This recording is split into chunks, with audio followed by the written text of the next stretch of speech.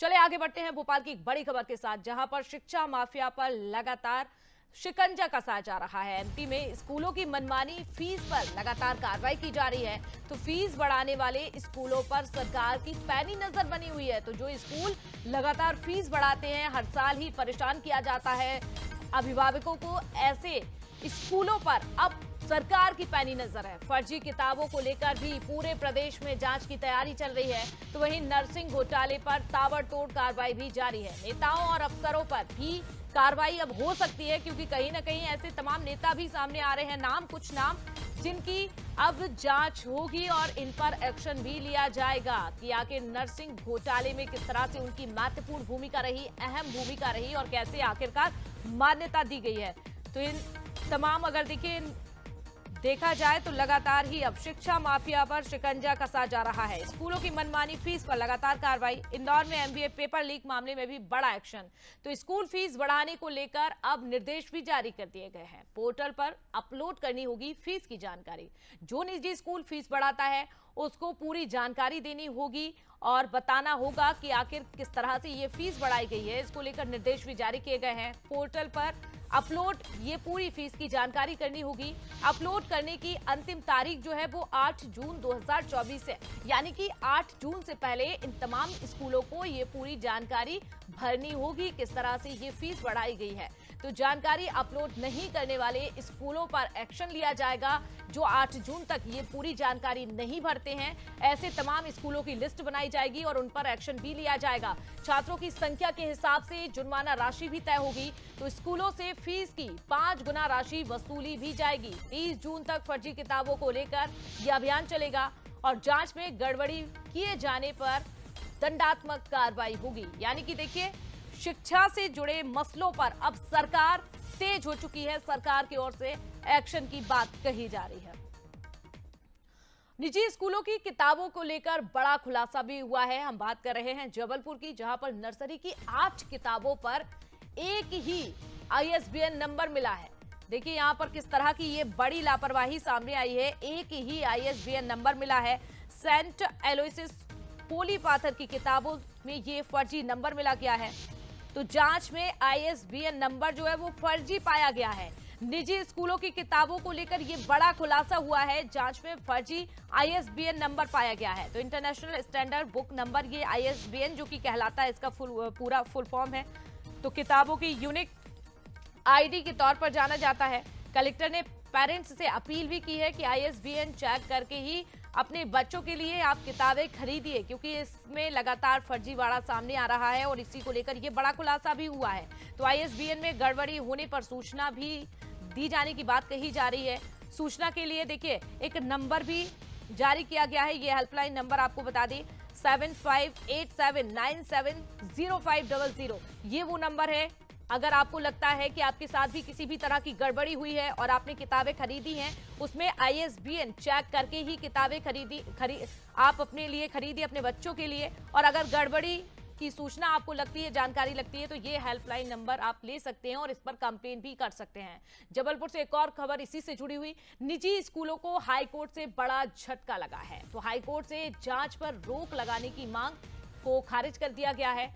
तो हाईकोर्ट से जांच पर रोक लगाने की मांग की गई थी, लेकिन इस याचिका को खारिज किया गया है। गिरफ्तारी पर रोक लगाने की मांग को खारिज किया गया है। स्कूल माफिया को जमानत देने से हाईकोर्ट ने इनकार कर दिया है। आपको बता दें, शिक्षा को पैसा कमाने का जरिया बनाना बड़ा अपराध है, ये भी हाईकोर्ट की ओर से कहा गया है और हिदायत दी गई है। तो जांच के बाद 20 से भी ज्यादा स्कूल संचालक गिरफ्तार हुए हैं। निजी स्कूल संचालकों की याचिका जो है वो रद्द कर दी गई है और ये बड़ा झटका भी है इन तमाम स्कूलों के लिए। तो हाईकोर्ट ने राज्य सरकार से 4 हफ्तों में जवाब भी मांगा है। मामले में 21 आरोपियों को गिरफ्तार किया गया है। गिरफ्तारी के खिलाफ स्कूल मालिकों ने याचिका लगाई थी और इसी याचिका को खारिज किया गया है। मनमानी फीस और फर्जी किताबें खरीदने का ये पूरा मामला। हालांकि देखिए, अब इस मामले में सरकार भी तेज हो चुकी है और जिस तरह से हाईकोर्ट में ये याचिका लगाई गई थी, उस याचिका को भी खारिज कर दिया गया है। की ओर देखिए, इंदौर से एक बड़ी खबर, जहां पर इंदौर के देवी अहिल्या विश्वविद्यालय में एमबीए का पर्चा लीक मामले में एक्शन शुरू हो चुका है। इस मामले में प्रबंधन ने इंदौर पुलिस कमिश्नर राकेश गुप्ता से मुलाकात भी की। साथ ही यहां पर जोन के डीसीपी अभिनव विश्वकर्मा को भी लिखित आवेदन दिया। उप कुल सचिव रचना ठाकुर ने बताया कि इस मामले के आरोपियों पर एफआईआर और कड़ी कार्रवाई की मांग की गई है। उन्होंने विश्वविद्यालय पर लगने वाले आरोपों पर भी चिंता जाहिर की है। यूनिवर्सिटी की तरफ से एक पत्र हमें अभी प्राप्त हुआ है जिसमें पेपर लीक होने के संबंध में शिकायत करी गई है। इसमें बताया जा रहा है कि 25 तारीख को और 28 तारीख को 2 पेपर शेड्यूल्ड थे, जिसका पेपर समय से पहले व्हाट्सएप अवेलेबल हो गया था। इसकी जांच करके हम अभी तुरंत इसमें वैधानिक कार्रवाई जारी कर रहे हैं। इसमें संबंधित थाने पर एफआईआर करवाई जाएगी। तो देखिए, ये तमाम खबरें आपने देखी जबलपुर से, भोपाल से, इंदौर में, हर जगह ही शिक्षा के नाम पर किस तरह से धांधली की जा रही है, घोटाले सामने आ रहे हैं। और इसी पर ज्यादा जानकारी के लिए हमारी सहयोगी रंजना भी जुड़ चुकी है। रंजना, देखिए एमपी में शिक्षा के नाम पर किस तरह से घोटाले हो रहे हैं और होते भी आए हैं। हालांकि इस बार सरकार जो है वो कहीं ना कहीं सख्त नजर आ रही है। किस तरह से देखा जाए जो हाल ही में निर्देश दिए गए हैं, रंजना?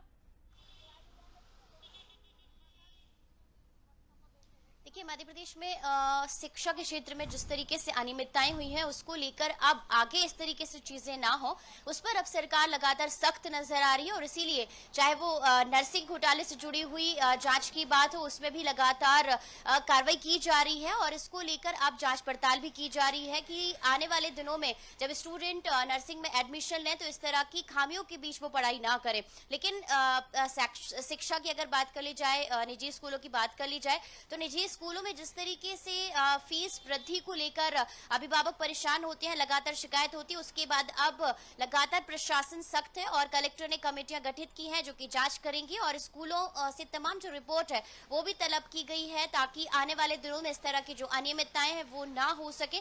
तो कुल मिलाकर सरकार की कोशिश यही है कि जिस तरीके से अब तक अनियमितताएं हुई हैं उन पर रोक लगाई जा सके। और शिक्षा जो कि सबसे ज्यादा मजबूत क्षेत्र है, क्योंकि इसी से छात्र छात्राओं का विकास होता है। मध्य प्रदेश का जो भविष्य है वो भी छात्र छात्राओं से ही तय होगा। तो ऐसे में इस क्षेत्र में कहीं ना कहीं कोई गड़बड़ियां ना हो, इसको लेकर अब सरकार पूरी तरह से सख्त है। लेकिन साक्षी, यहाँ पर कई तरह के सवाल ये भी खड़े हो रहे हैं कि आखिर जब पहले अनियमितताएं हुई तो इसको लेकर मॉनिटरिंग क्यों नहीं की गई, और मॉनिटरिंग को लेकर अगर बातें कही गई तो उस पर कोई जो कमेटी है वो क्यों गठित नहीं की गई कि इस तरीके से मॉनिटरिंग करे। और इस तरह की लापरवाहियां आखिर इतने सालों से क्यों चली आ रही है। और दूसरी बात ये भी है कि अगर शिक्षा के क्षेत्र में अब इस तरीके से जांच पड़ताल की जा रही है फीस को लेकर, लेकिन इस पर सख्ती से लगाम कसने की जरूरत है, क्योंकि जब भी एडमिशंस होते हैं या जब भी कॉपी किताबें खरीदने की बारी आती है तो ये मुद्दे उठाए जाते हैं, लेकिन इसके बाद सारी जो चीजें हैं वो ठंडे बस्ते में चली जाती है। तो ऐसे में सवाल यही है कि अब ना सिर्फ खाना पूर्ति के लिए इस तरह की कार्रवाई हो,